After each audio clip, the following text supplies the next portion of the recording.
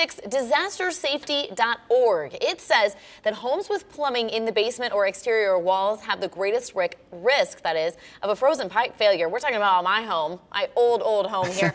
Paula Suro is on your side this morning with tips and even an experiment to help prevent your pipes from bursting.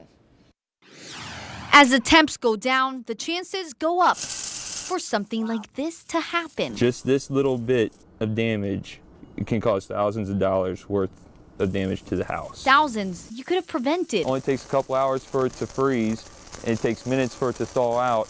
This could be running like this for 3 or 4 hours before you even notice it. This rarely happens while you're at home, so to avoid it, we got tips from the experts at Jolly Plumbing. When you're on an exterior wall, is maybe opening up some of the base cabinets to have a little space heater, preferably down here, to allow warm air so that way these lines do not freeze. They recommend doing that if you have an older home that might not be well insulated. Every plumber around town is usually pretty booked up with them, so it is very common that does happen. If there are freezing lines, head straight to the main valve and shut it off. And then after that, find like the sink that's in a basement and open that up, because what it'll do is it'll drain all the water out of the house. Another warning sign if your neighbor had a freezing line. You want to turn the valves on just enough to get it to drip on both sides. You let that run overnight. Keep the water dripping until we get warmer weather. And when it comes to antifreeze hose bibs, well, they're not entirely antifreeze. We actually still have water that is in the hose itself. That freezes and it'll travel up in here and it'll actually split behind the wall, causing damage.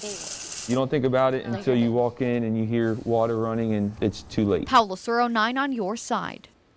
Paula, thank you. 'Tis the season to pay a little money for products that treat your driveway and sidewalks. We certainly have seen some cold temperatures so far this year. Salt and ice melts some of the seasonal products that are often used. And then there are some differences between your typical sodium chloride, I'm told, and the ice melt blends. Salt is by far the cheapest product that you can put down, and it works great to melt snow. But it does have limitations, one major factor being the temperature. It's not able to pull the moisture out of the air and start that brining process to melt the snow and ice. So we add other chlorides like magnesium chloride and calcium chloride to it to make it lower its temperature melting capabilities. So I've also heard, and somebody should hit me on Twitter if this is the case, salt also could damage your driveway if you put a ton of it down. All right, these ice melts and blends work a little faster in lower temperatures, but they're going to cost more, right? And you can get what you pay for with these products, they say. If you're worried about the vegetation, ice melt is a safer product for you. But we do not need any of that today. ice melt. Not